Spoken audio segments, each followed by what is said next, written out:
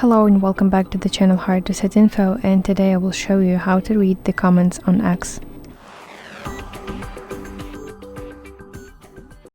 So let's open X application on my phone, and basically when I want to read comments on X, I want to open whatever post that I want to read comments on. So let me just tap this post, and keep in mind that you don't have to tap video or picture because it will open basically the image. You have to just tap empty space like this and then scroll down, and here you will see all the comments that this post has, and also you can filter those comments by tapping here, and you can sort those replies by latest, relevant, or likes.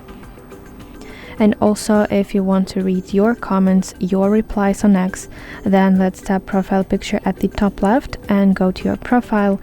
And here you can see several tabs such as posts, replies, highlights, videos, etc. And you want to enter replies tab, and here you will see all your X replies.